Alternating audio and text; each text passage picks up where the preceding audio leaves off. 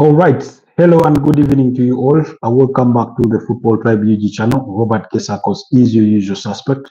Welcome back to yet another broadcast on your favorite channel. It's always good to be back here with you guys on our routine broadcasts every single day, morning and evening, to share with you the latest from the world of sports, from the world of football, and things in that realm. So tonight, there's plenty of us to discuss, a lot of movement happening in the transfer window.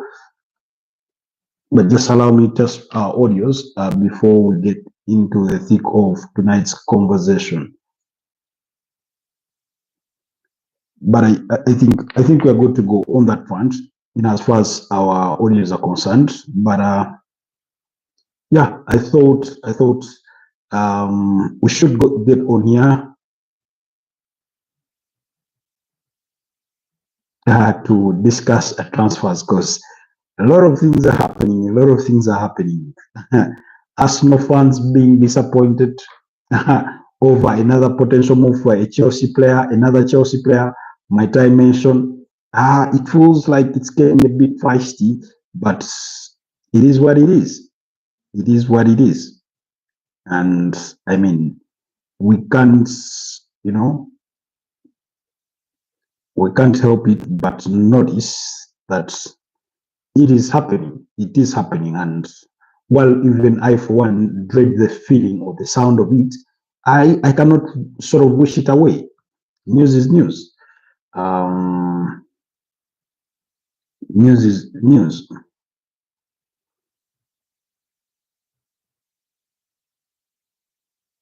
News is news. So, I mean, let's wait for it to all sort of materialize as I do hope it will be in the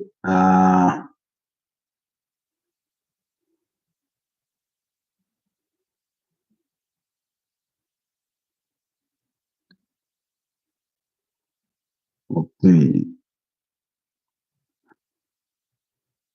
All right. Anyways, so apologies, was just updating something before we get started with all the conversation. But please, how much should I give you? That is wicked, Matt. Whatever amount you feel is sufficient for you. But thank you for joining us, Wicked. Thank you for joining us on this broadcast. Where are you guys joining us from? Please like the broadcast, but also consider subscribing to the channel if you're new here. USD. In USD, like I said, whatever amount you find fit or befitting of worthy of supporting this channel. But thank you for joining us. It's always a pleasure to have you guys. Do let me know where you're joining us from. Good evening once again. Robert Kesakos is your usual suspect, and I'm coming to you live from Kampala, Uganda. It's always a pleasure to be here on such nights. Of course, as we do speak, the FIFA Club World Cup is raging on. That action is continuing, and Inter Miami have just found the equalizer early into the second half. So that action is ongoing. We're talking about a game in which Lionel Messi couldn't even find a single shot on goal in the opening stanza. But yeah, the fortunes have sort of changed. The fortunes have all changed. So please like the broadcast, but also consider subscribing to the channel if you're new here. Do let me know where you're joining us from. Thank you, Safa Ali. Thank you, Peter Parker. Thank you, Zero Wikram. Thank you, Amlen. Thank you, Mariam. Thank you, Ahmed Chepta. Thank you, Ghost. This morning we had Ghost from South Africa, as we are speaking about Liverpool, among others, all the usual suspects that do frequent this channel. Thank you, Team India, Team UK, Team Nigeria, Team Kenya, Team Uganda, who frequently support what we do here at Football Tribe UG. I do really do appreciate your efforts. I do really appreciate what you dedicate, the time you dedicate into supporting this channel, and even much more than you could even imagine. But so, Like I said, that game is one apiece between AFC Porto and Inter Miami. AFC Porto needed a first half penalty to get themselves on the score sheet, while in the earlier game, Palmeiras beat up against Al Ahly by 2-0. So that penalty was scored by Agehoa. Yes, it was converted by Agehoa, while Segovia in the 47th minute is the one that has found the back of the net for Inter Miami to restore parity in this particular game. But that's just by the way, just keeping you guys abreast on that. But main topics or main topic for tonight is going to revolve once again around Liverpool because Florian Wirtz was seen at an airport in Germany getting ready to board to the UK for his medical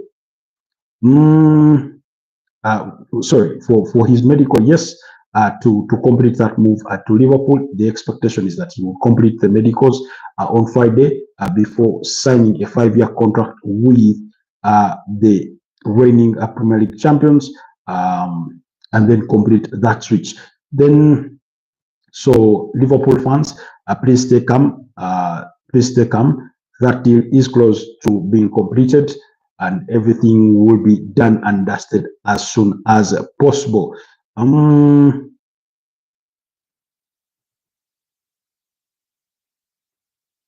Okay, so that deal should be confirmed in the coming few days, and then after that, we should expect a deal to be confirmed for Milos Kakes as well. And then, still speaking matters, Liverpool, Jarell Quansah is drawing closer and closer to a move to Bayer Leverkusen in a deal believed to be in the region of about 40 million euros. Thereabout. That's in guaranteed fees and expected add-ons. Although there are some reports. Okay, this is a bit of breaking news, but let's first conclude on the Jarell Quansah news. There, like I said, apologies. Jarell Quansah is drawing closer to a move to Bayer Leverkusen. He's a player that we did speak about in the morning hours. Bayer Leverkusen did express their interest very early on in the summer. I think sometime during the course of negotiations with Liverpool over a deal for Florian Wirtz. So the 22-year-old is close to joining. Is close to joining Bayer Leverkusen in a deal worth 40 million euros, and Liverpool are in the market for a centre back. Now, according to the Telegraph, Sam Wallace of the Telegraph, Liverpool are expected to make a significant offer for Mark Guehi, who Crystal Palace have to sell this summer, and apparently Tottenham offered about 55 million pounds plus 15 million pounds in add-ons in January, but that, we all remember, was turned down. Now Liverpool, because they want to sign a striker, they are willing or ready to make a bid for Mark Guehi. Again, he's one of those names that we did speak about in the morning. For those of you that were part of us in that broadcast, we did speak about him in relation to Liverpool. Also amid his interest from the likes of Newcastle, from Chelsea, from Tottenham Hotspurs. They are among the other teams that are really, really interested in the services of the England centre back. So, that should be coming in just about a bit. So let's wait and see. But I think Liverpool will be looking to first conclude on this deal before they then make before they make a bid maybe for Mark Guehi. But this is what we did have from David Ornstein of the Athletic. He did say Bayer Leverkusen close to agreement with Liverpool to sign Jarell Quansah. No formal bid from Bayer04 to Liverpool yet, but talks progressing towards deal being done for just north of 40 million euros.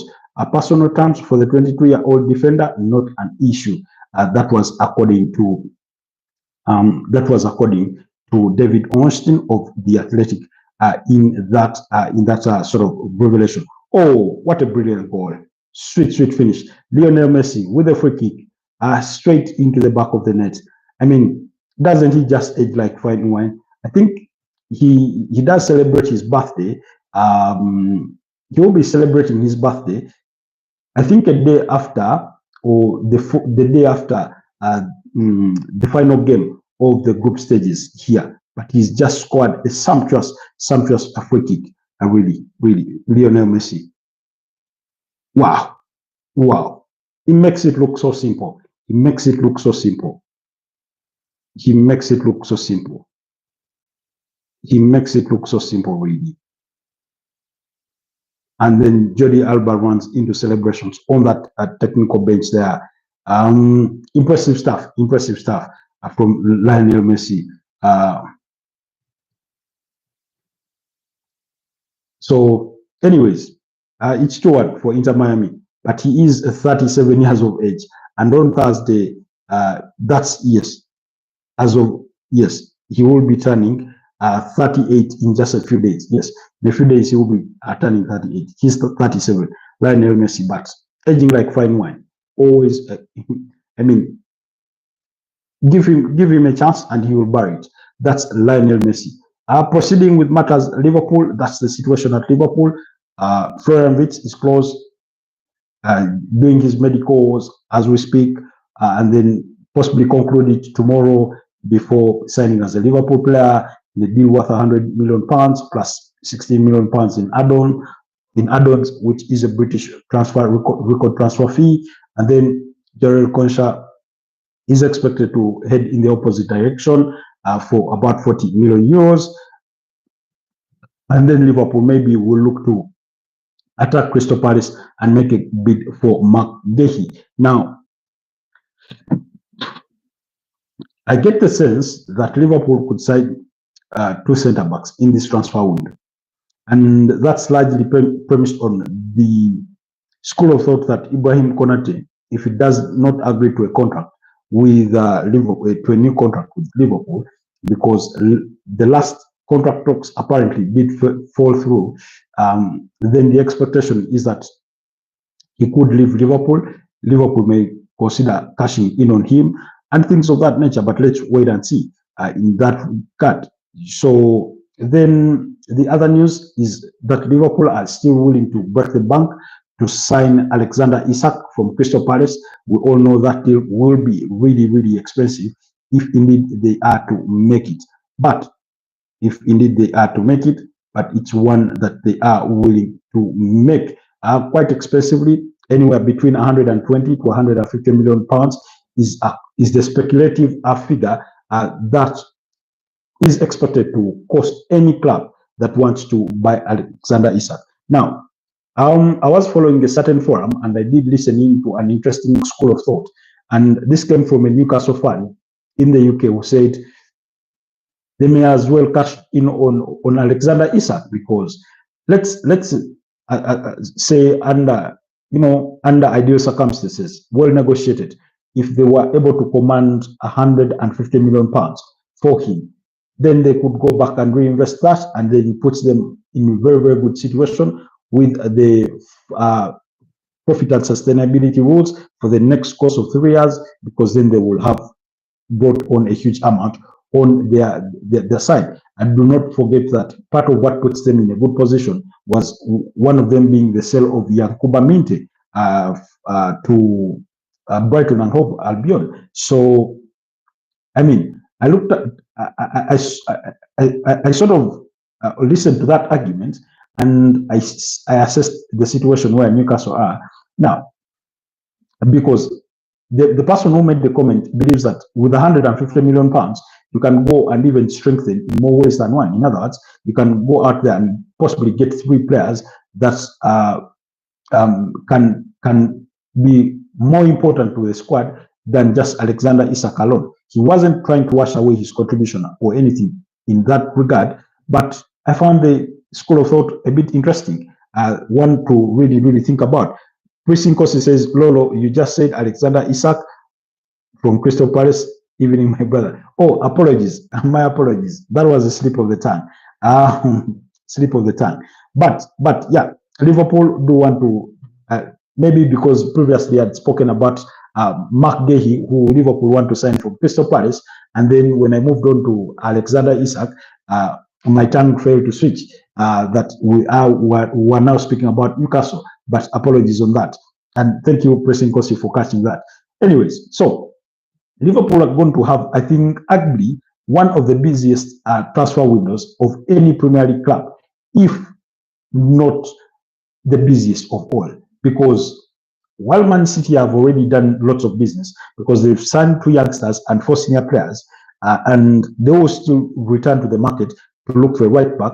Liverpool, from the kinds of players that they are interested in signing, and then the expected departures, you get the feeling that because we could be back here and Liverpool want to sign 2 centre backs, I just say the expectation is that if Liverpool cannot agree to terms with Ibrahim Konate over a new contract, which apparently, according to some sources, initial contract talks have since fallen through, then they may say, why wait for the summer to let the player leave for free? Why not cash in on him and then bring in a Premier League proven player like the Crystal Palace captain in Mark Gehi, who is, by the way, a target for Newcastle, Tottenham Hotspur, as well as Chelsea. So really, I found that that sort of paints for me the kind of picture that Liverpool could have one of the busiest summers.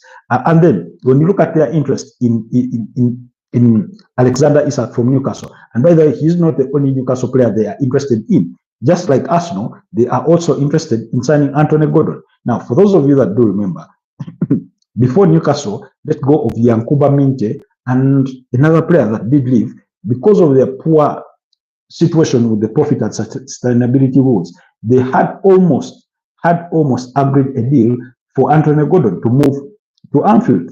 But once they got the other 2 players out, then they sort of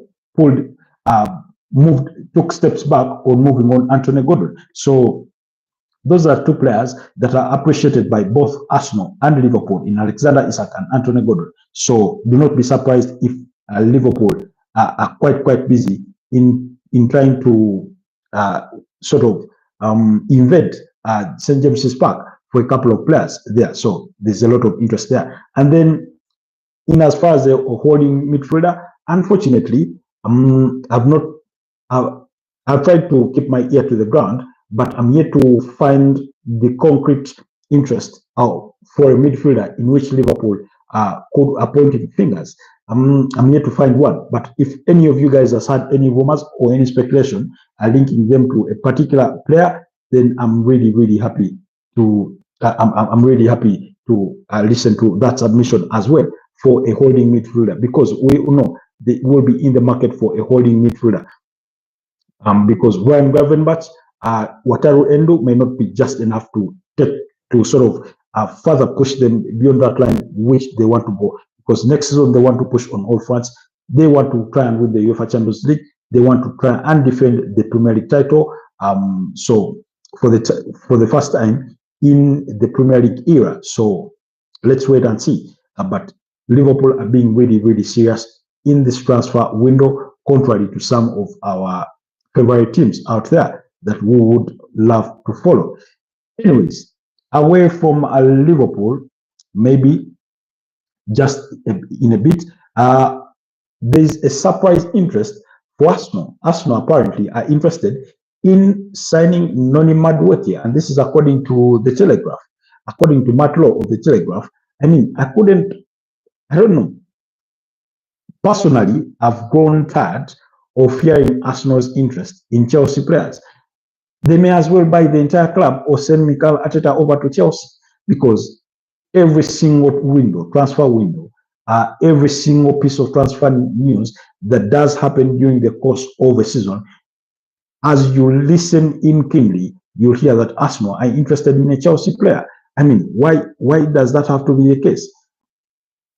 Does Chelsea have all good players that Arsenal ought to have had? Really? I wouldn't want to believe so. But I mean, we've seen over the years. You remember back in 2015 when Arsenal only signed one single player in the transfer window. It was goalkeeper Petr from Chelsea. Ever since then, of course, when you rewind things further back, there's that transfer of William Gallas, in a swap deal with Ashley Cole. I mean, that was one of the worst transfer deals I have witnessed. Not as in terms of player profile, losing Ashley Cole for William Gallas, it never ticked my boxes at the time. So then fast forward, David Luiz, Jorginho, Kai Havertz, Raheem Sterling, I mean, William Borges de Silva, and now we have interest in Noni Madueke. Really, Kepa Arrizabalaga is waiting to join. What's not happening? What's not happening? So for every time Chelsea cough and they're like, I think we should consider letting this player go, Arsenal always circling around to say, yeah, we'll give us first refusal. I think Arsenal have first refusal on Chelsea players. That every time Chelsea are selling a player, then they sort of need to have to be informed first, and then maybe if they are not interested in that particular player, then Chelsea can consider selling the player to any other teams. So really, I mean, can't we do better than that? Can't we do better than that as Arsenal? But anyways, it is what it is. But that news is there according to the Daily Telegraph. Sorry, according to the Telegraph, that Arsenal do hold interest in signing Noni Madueke. If there's any Arsenal fans out there or any objective football fanatic out there, maybe if Amlen was here, he normally has good insights on some of these players. If any of you is out there that can give us, what do you think? Give us a comment. What do you think of Arsenal's interest in Noni Madueke? I mean, we all know he's not really smacked it at Chelsea. At the start of the season, he sort of had that flash of brilliancy, but it soon died down like a candle that had fallen in water, and he's not been the same player ever since. So why suddenly are we interested in his services? Why? I mean, if we are interested in signing, brilliant players, in as far as from the Premier League is concerned, go for a Eberechi Easy from Crystal Palace, very good playmaker. You want a winger, go kill it for Anthony Gordon. I mean, you may as well even go for Antoine Semenyo. Although I do not appreciate him that much, I do not think he has the cogence to really cut it at the top level. But I mean, go for Kaoru Mitoma from Brighton and Hove Albion. He's a much better player. Noni Madueke, really? Prison Kosi gives us his submission on that. He says, Arsenal must focus on signing a striker first than focusing on Zubimendi or Madueke, in my opinion. Yeah, at least that's the expectation or the hope of most majority Arsenal fans. Unfortunately, the deal for Martin Zubimendi was negotiated and sealed way back. So, way back before even we reached into this summer transfer window.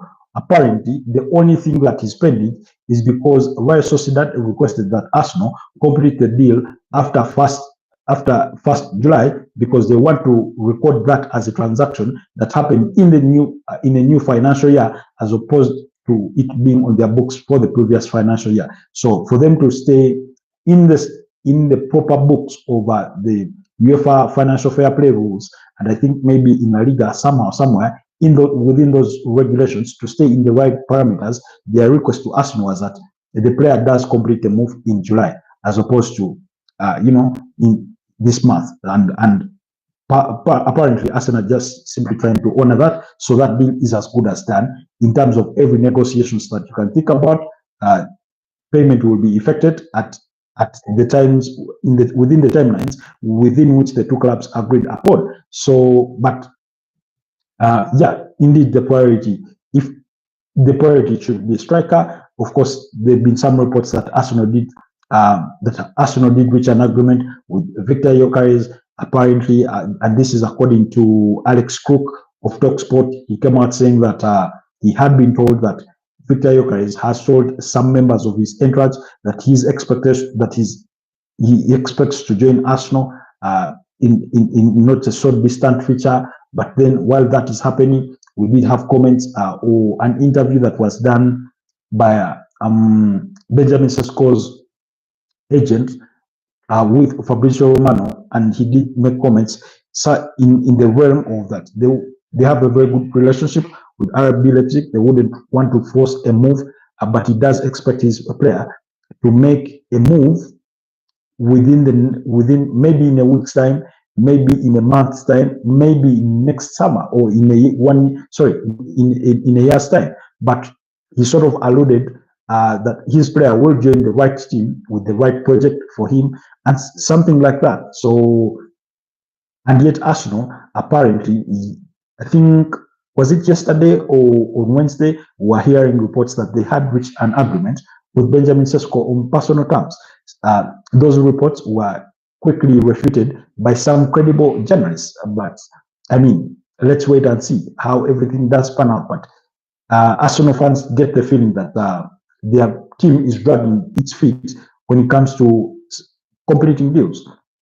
Now, from what we gather is that there's on either sides of the aisle, whether it's with Victor Gyökeres or Benjamin Sesko, Arsenal are unwilling to pay whatever is being demanded as the valuation of the respective players. But let's wait and see. And I saw a furious Arsenal fan saying, if Kepa Arrizabalaga and Noni Madueke are going to be Andre Bata's first signings as an Arsenal sporting director, then it's really, really going to go down as one, perhaps, as a bad summer transfer window for him, or as a bad start to his Arsenal career. Whether majority Arsenal fans would share similar sentiments remains to be seen. But let's keep our eyes out and see if things will really, really go down in that direction. But if you told me to go to Chelsea and pick out the good players that maybe that would be good to join Arsenal, I'd say Enzo Fernandez. Not that he would be starting in an Arsenal team. I'd say Moises Caicedo. I would say maybe Cole Palmer as a playmaker. And pretty much that's it for me, really. No disrespect to all the other players. I mean, all their goalkeepers, Robert Sanchez, Philippe Jorgensen, Petrovic, Matlowy, etc., you know, none. When you look at their backline, Levi Colwill, very, very good defender, by the way. Richie James, oftentimes too injured. Makuko Correa, very, very good defender, but sometimes he sort of loses his head a bit. Not in the way he reacts, but defensively, sometimes he is a bit vulnerable. When you look at Tosin Aderabio, no. Axel Disasi, no. When you look at Wesley Fofana, he's often disturbed by injuries. You come to the midfield, same story for Romeo Lavia. And in fact, in the wake of Thomas Partey's contract negotiations with Arsenal failing to advance, I saw a comment from a Chelsea player saying, I mean, given how often Romeo Lavia gets injured, he would take Thomas Partey for a backup player. I mean, Premier League proven, he would love to stay in London, and I mean, that's it. Give him the offer. And let me put it to you, Preshin Kosi, as a Liverpool fan, knowing what you know with your Liverpool midfield, that you do need, you know, a holding midfielder to sort of help Wataru Endo and Ryan Gravenberch. If Thomas Partey is available as a free agent, would you take him maybe for one season or for even two years? Would you consider that? You say, yes, Arsenal is too relaxed. They should learn from Liverpool, Chelsea, Manchester City, and Man United already making moves, but Arsenal haven't signed yet. Disappointing. Yeah, and exactly, you do sort of share exactly the same sentiments that Arsenal fans are sharing, to say that they are all their rivals. We're talking about Liverpool, a Premier League champion who won the title by a mile, really is already strengthening his squad, and yet you who came short, coming second, are not even, moving an inch to sort of bring players on board. It's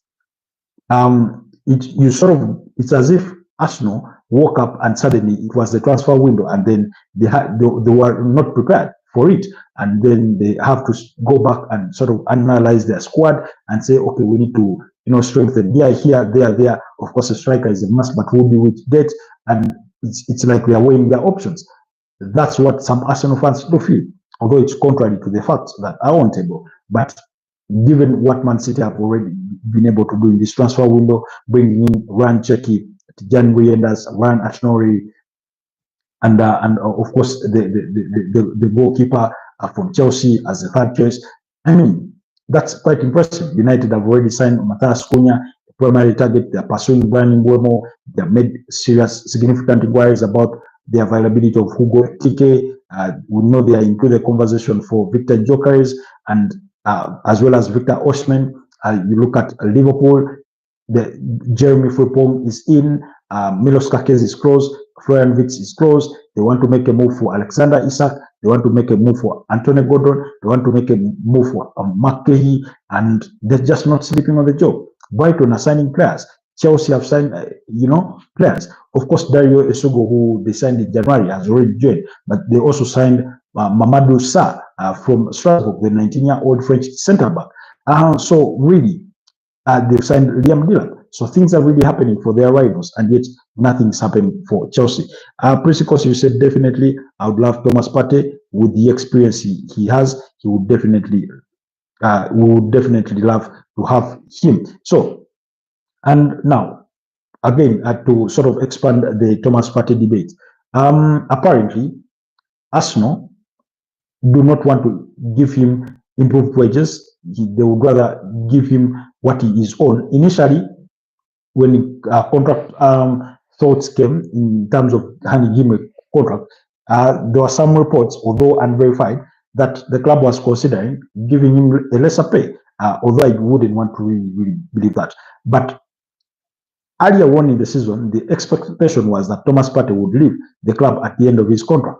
And then he went on to have a very good season in terms of availability, being available, being injury-free. He really made so many appearances. I think up to 35 appearances in the Premier League alone. I think overall, across all competitions, he had about, I think, 52 or 53 appearances overall across all competitions. So, and then when you look at some of his significant performances versus teams like Man City, versus teams like Real Madrid in the UEFA Champions League, especially in the first and second leg, and then even in that performance against PSG in the return leg at Parc des Princes, never mind that Arsenal lost.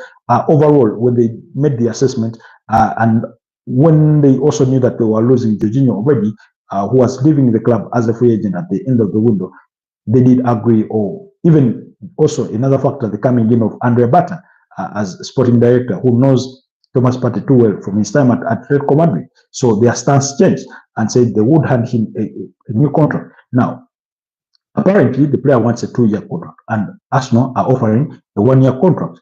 2, he wants an improvement on his wages. Arsenal want to give him the same wages, so they are not willing to budge on that. And according to reports from Ghana, if Arsenal do not increase on his wages, then he is definitely going to walk. He is definitely going to leave the club. There's interest from Turkey, from teams like Galatasaray and Fenerbahce. There's interest from Italy, from teams like Juventus, teams like Inter Milan, teams like AC Milan have been also mentioned to have registered interest in the player and things of that nature. So, and by the way, in the Premier League, although not significant teams have been mentioned, but if you're a team like any of those serious Premier League teams, even if you're Chelsea, even if you're Liverpool, even if you're Manchester United, now you look at that situation with Arsenal and say, this guy could give us maybe some 2 good years. We do not need him to come and play every single game of the season. He's going to come in as a backup. And when you go to Manchester United, he's better than all the holding midfielders they do have.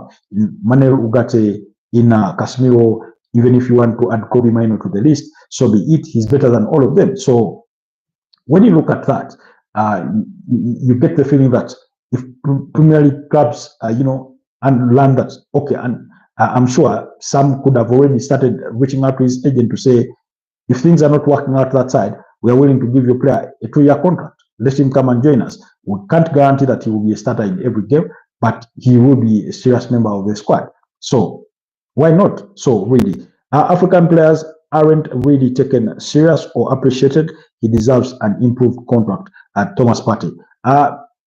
Now, again, I also reflect upon it in the manner of, in terms of money, and I'm thinking, okay, let's say you do let him go if you're Arsenal, which is quite unfortunate to lose Jorginho and Partey in the same window. You then go out there and spend no less than 20 million euros to find a replacement. And I'm not saying you're going to get the same player profile as Thomas Partey, but to find a replacement. Why not pay him that in wages for the next 2 years, and then, find a replacement within those 2 years? That gives, first of all, it gives you 1 full year to further assess the market to say who is the ideal candidate. Two, then it also gives you a cushion that if you give him a 2-year contract, then you can even sell him in the final year of his contract to say, okay, if we get 10 million euros for him, or 8, or even if it's 5 million pounds, then we'll part ways with Thomas Partey, in that kind of sense. So, in a sense, or in a way, I want to agree with Apresi Kosi saying here that Arsenal, African players aren't really taken serious. You get the feeling that sometimes they are taken advantage of, or they are not treated the same way other players would be, or have been treated when their contracts have run out, when clubs still needed them. And then also for Thomas Partey, I do understand where he's coming from. He looks at this current stage where he is, 32 years of age, and is saying to himself, this is the probably the last most significant contract I'm going to sign given my current age, because 2 years from now he will be 34, and there are not so many teams up there rushing to buy 34-year-olds and putting them on long-term contracts, really, and on really high wages, because also the older you grow, the more vulnerable you are to remain attitude to the physicality of the game, but also the more vulnerable you become to injuries, which eventually become long-term injuries. So, excuse me, he has to consider all that, and putting all that in mind, or bearing all that in mind, he thinks to himself that if I'm going to sign a good contract, one, it has to be of good wages. I'm looking towards retirement, or I'm staring down the barrel of retirement. Two, I must have some guarantees. Now, if you were to leave Arsenal, for starters, one, if it goes to any club whatsoever, whether in Italy, whether in Turkey, even if it were to be in Saudi Pro League, whether you were to remain in the Premier League and join another team, even if it was going to be a team in a mid-table team like Brighton, Aston Villa, or anything, or even if it were to be Everton, one, he's definitely guaranteed of getting a sign-on fee.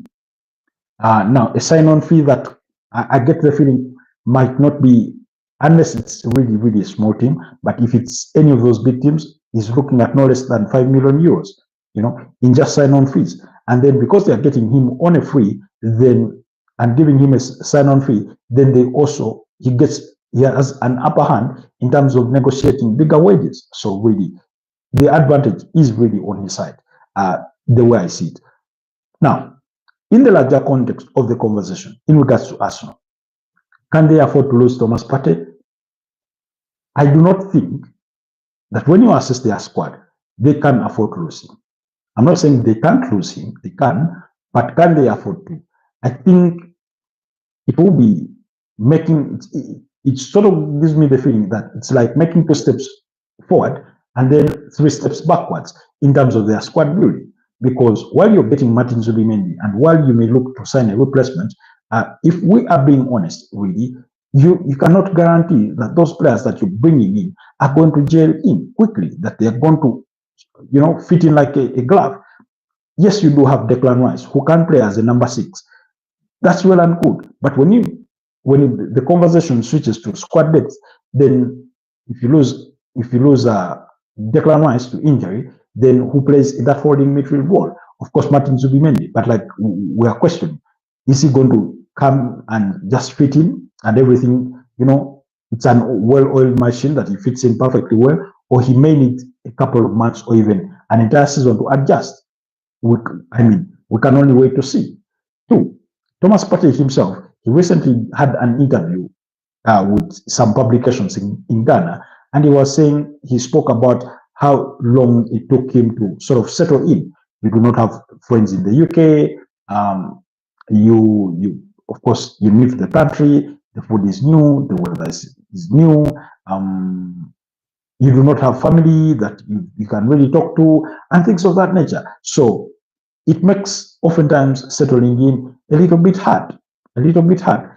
You know, one of the reasons as to why Mikel Arteta and Santi Cazorla are really, really good friends is that when Santi Cazorla came to Arsenal, Mikel Arteta, as I think captain at the time, is the one that welcomed him. And being a fellow Spanish player, they sort of clicked as friends.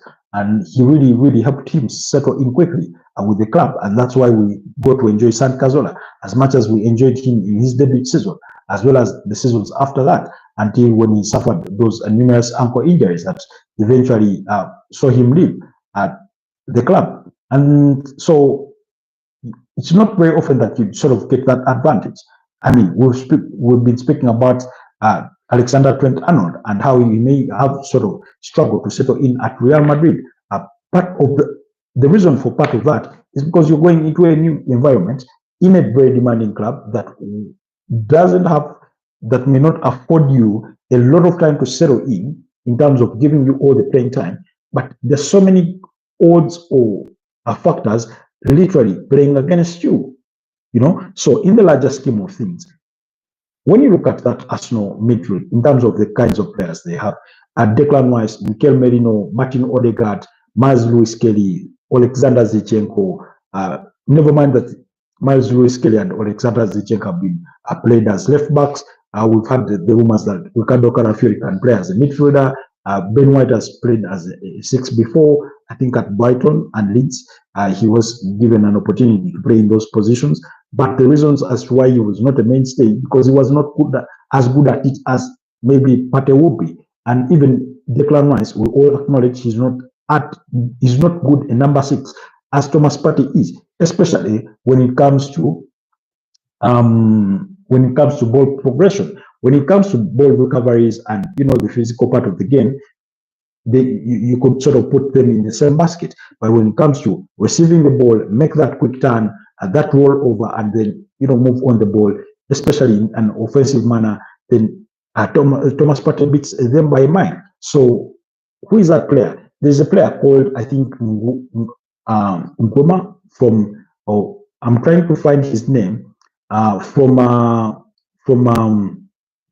Sevilla, that Arsenal are interested in as a potential replacement for Thomas Partey. But let's wait and see. Hi, Safa Ali. How are you doing? Good evening to you, Safa Ali. Please, Safa Ali, have you had any rumors in Turkey linking Fenerbahce or Galatasaray with a potential move for Arsenal's Thomas Partey? And if those reports are really, really concrete, how much is there hope within Turkey that they can actually land the 32-year Ghanaian services? If you've had anything in that realm, please, Safa Ali, do let us know. Safa Ali here is a Fenerbahce fan from Turkey, but also an Arsenal and Real Madrid fan when he goes outside the bounds of Turkey. So please do let us know if you have anything within that realm. But the reports we are getting that Galatasaray and Fenerbahce are some of the teams that are considering a move for Thomas Partey should he fail to renew his contract with Arsenal. So meanwhile, that game between Inter Miami and FC Porto, Inter Miami remain in a 2-1 lead against FC Porto. So the game is into the 59th minute and we are drawing closer and closer. Remember, the first game ended in a goalless draw against Al Ahly. That was on the opening day of the FIFA Club World Cup. So Safari says, I've not heard anything about Thomas Partey. That's all right. That's all right. But we've had reports that Galatasaray and Fenerbahce are among the Turkish teams that will be interested in signing Thomas Partey as a free agent should he leave Arsenal. But also the majority of the interest in the Ghanaian international is coming in from Italian Serie A sides. So let's wait and see how that goes on. But Fenerbahce is about to get Heung-min Son and Jonathan David. Okay, now that's new because Son Heung-min, 32 years of age, the South Korean international, has attracted interest from 3 Saudi Pro League clubs, Al Hilal, Al Nassr, and Al Qadash. Those are the sides interested in signing him from Tottenham. However, apparently, Tottenham may be reluctant to do a deal or to sanction a move for Son Heung-min until they are done with with their Asian tour, because Son is a very, very popular player within Asia. So they want him to be part of that, and that's why they may be reluctant on sanctioning the deal. But also, let's not forget they have a new manager, Thomas Frank. We may not know, he may be really, really eager to keep him around, maybe for another year or two, but I do also know for a fact that he is not capable of standing in Daniel Levy's way. If Daniel Levy decides he would want to to move him on and make some cash out of Son Heung-min. Then in regards to Jonathan David, for me that's quite new. That's quite a revelation because Jonathan David, the team that were leading in the West to sign him were Napoli, offering him as he's a free agent after parting ways with Lille at the end of his contract, which runs out, of course, June 30th. So he's a free agent. He's free to go anywhere. But Napoli had sent him an offer. And at some point, it was reported that they were close to an agreement. But it looks like Napoli have now switched their attention to signing Darwin Núñez.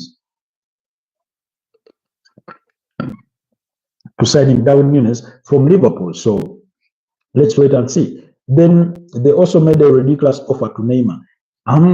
Apparently, Neymar also had an offer from Flamengo to join them and then go play at the FIFA Club World Cup. But he said he prioritized his fitness and he knows he's not yet fit. He is not capable of delivering at the highest level, and that's why he's chosen to stay at Santos. Now, it's quite new that Safa Ali is bringing it to our attention that apparently Fenerbahce, had made an offer to Neymar. I mean, Jose Mourinho working with Neymar. Anyway, so many years have gone by. It could be a different Jose Mourinho.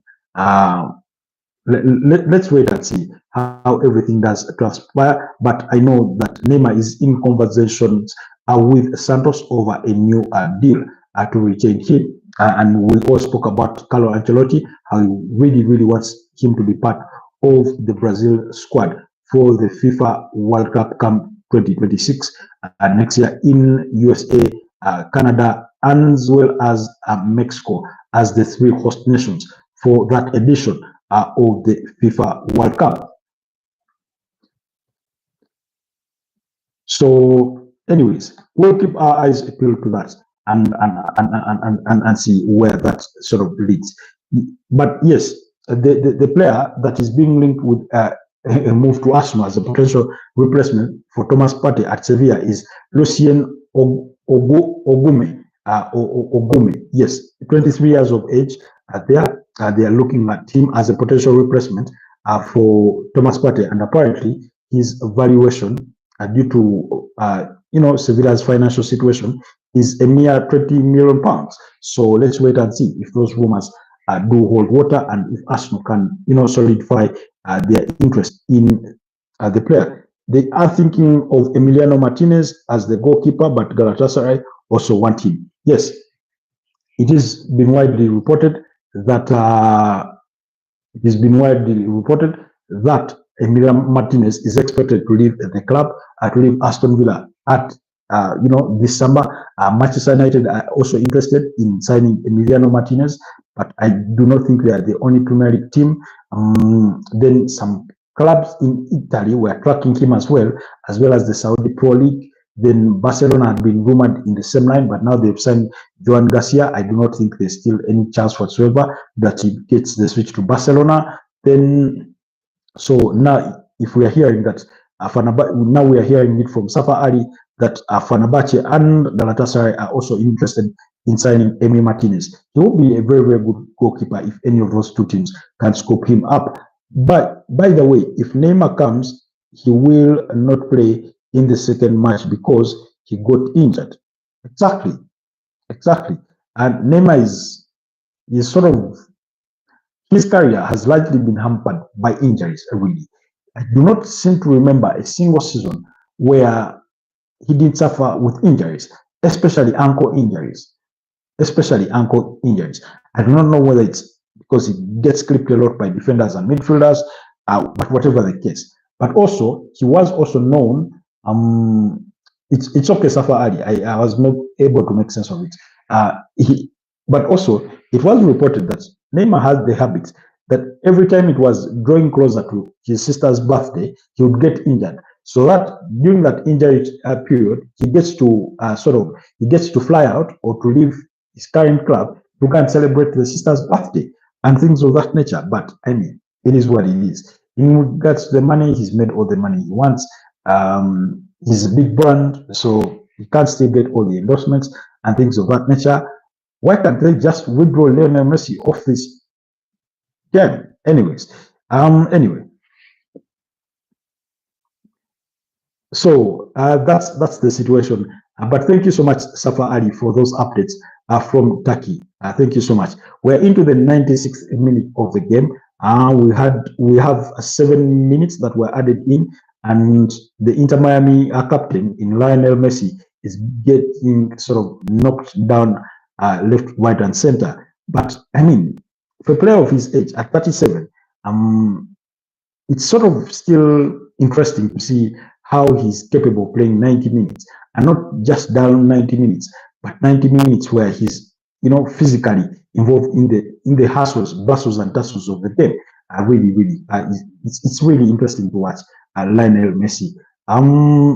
Of course, Cristiano Ronaldo at 40 is also still kicking it, but when you compare Cristiano Ronaldo's physicality, the way he keeps himself in shape. Not to say that Messi doesn't keep himself in shape, because David Beckham was speaking about him when he had just joined Inter Miami, and he said he was getting to team training earlier than anyone else. He would come in more than an hour early, do his gym work and things of that nature, which clearly tells you much more about his character as a player and the level of professionalism, especially for a player that has basically or practically almost won it all in regards to everything that there is to win about the game.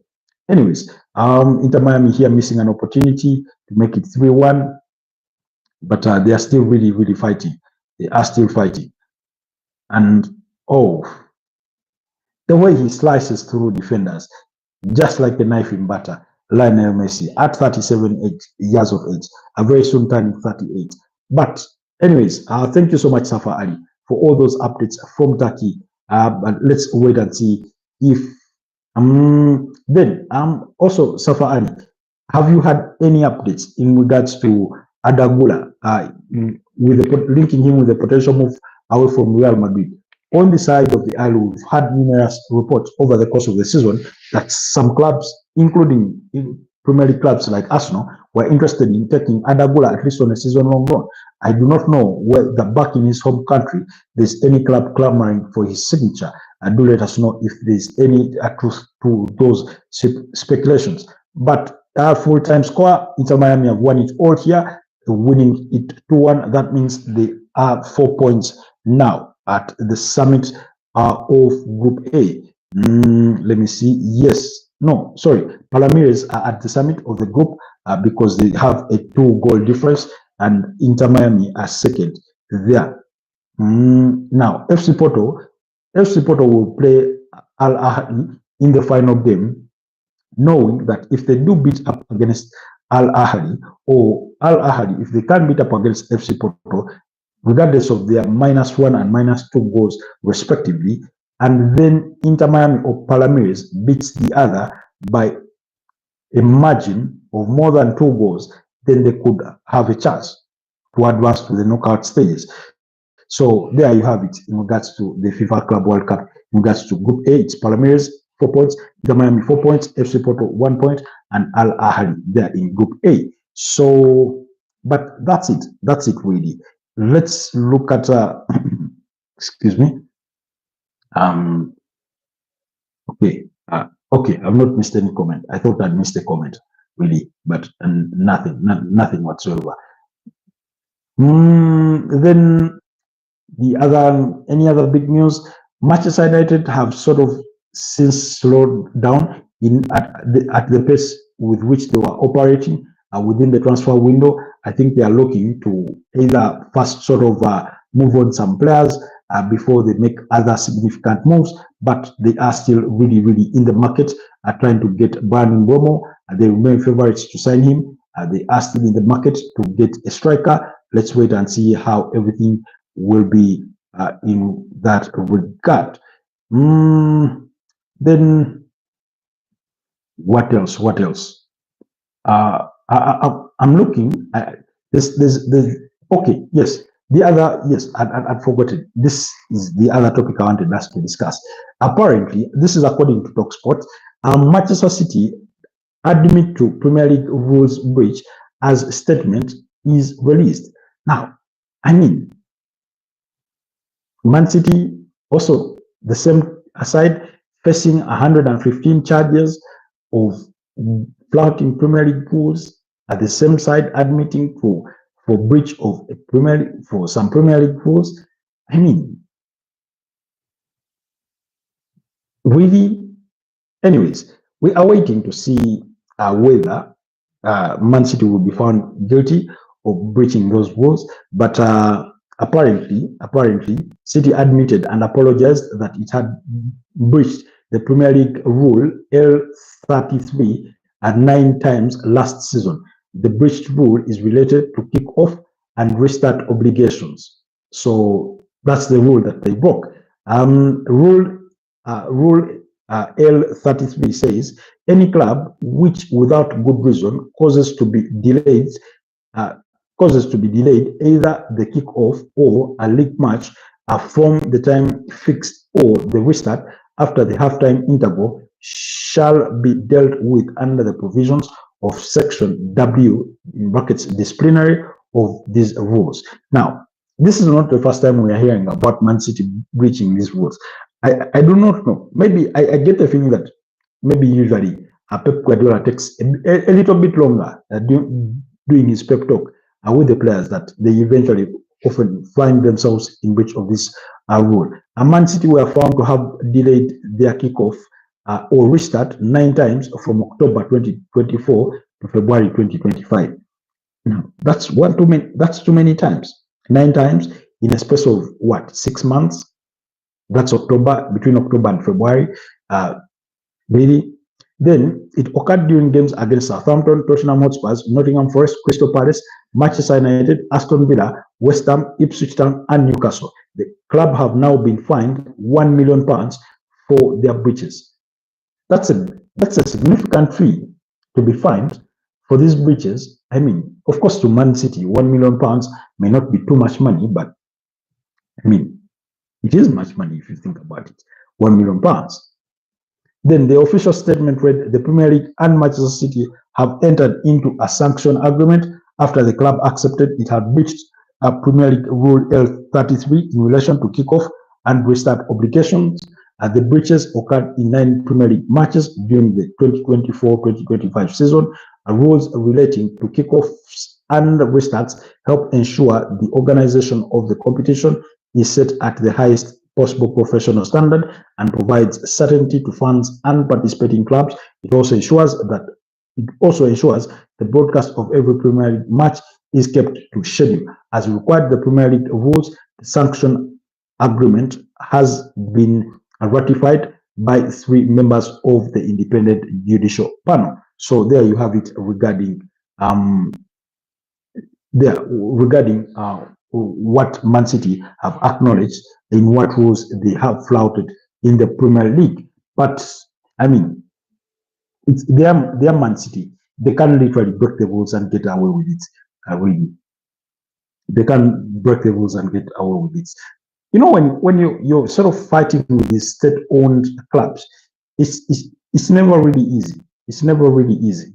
When you look at PSG, when you look at Manchester City, unfortunately for Newcastle, their hands were tied from the onset. But let's wait and see. Meanwhile, Bayern Munich have discussed again Rafael Yao internally as a winger option this week. No proposal or negotiations advancing yet. Bayern Munich will wait for Nico Williams to see if the deal gets done with Barcelona, and then they will reassess options, including Liao, Bacola, and more. So that's according to Fabrizio Romano. But anyways, guys, it's been an hour of us doing this. Thank you so much for being a part of this tonight's broadcast. Thank you so much, Safa Ali. Thank you so much, Pressing Kosi. Thank you so much, Wicked Martha Beach. Thank you so much for all of you who have been part of tonight's podcast. It's always a pleasure to have you. Let's meet once again tomorrow in the early morning sports broadcast for the Friday morning sports updates. Stay blessed and have yourselves a wonderful rest of the night. Bye-bye.